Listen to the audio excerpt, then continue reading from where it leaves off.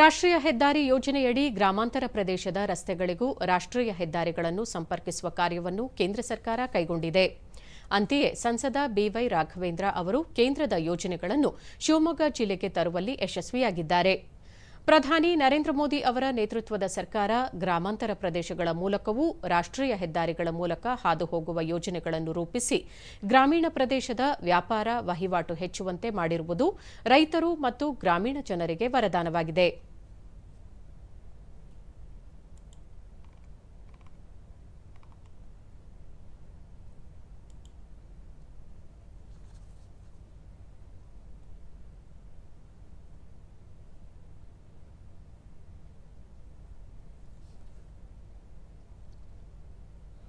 ಅಭಿವೃದ್ಧಿಯಲ್ಲಿ ಶಿವಮೊಗ್ಗದ ನಾಗರಿಕ ಅಣ್ಣಪ್ಪ, ಶಿವಮೊಗ್ಗ ನಗರದಲ್ಲಿ ರೈಲ್ವೆ ಗೇಟ್ಗಳಿಂದ ಜನರ ಓಡಾಟಕ್ಕೆ ತೀವ್ರ ತೊಂದರೆಯಾಗಿತ್ತು.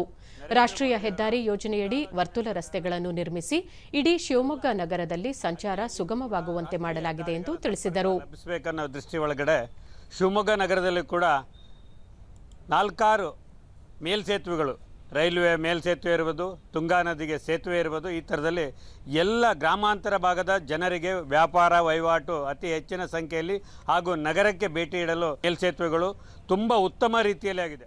ಈ ಭಾಗದಲ್ಲಿ ಸೇತುವೆ ಮಾಡಿರೋ ಎಸ್ಎಂ ಮುಕುಂದ ಹರ್ತಾಳ್, ಕೇಂದ್ರ ಸರ್ಕಾರದ ರಾಷ್ಟ್ರೀಯ ಹೆದ್ದಾರಿ ಯೋಜನೆಯಲ್ಲಿ ಹೊಸನಗರ ತಾಲೂಕಿನ ತುದಿಯವರೆಗೂ ಓಡಾಟ ಮಾಡಲು ಬೇಕೋಡಿಯ ಬಳಿ ಸೇತುವೆ ನಿರ್ಮಿಸಿ ಗ್ರಾಮೀಣ ಜನರಿಗೆ ಅತ್ಯಂತ ಅನುಕೂಲ ಮಾಡಿಕೊಡಲಾಗಿದೆ ಎಂದರು. ಕೇಂದ್ರ ಸರ್ಕಾರದ ಯೋಜನೆ ನಿಜಕ್ಕೂ ಅದ್ಭುತ. ಈ ಭಾಗದ ಜನರಿಗೆ ತುಂಬ ಸಮಸ್ಯೆ ಆಗಿತ್ತು ಓಡಾಡಲಿಕ್ಕೆ.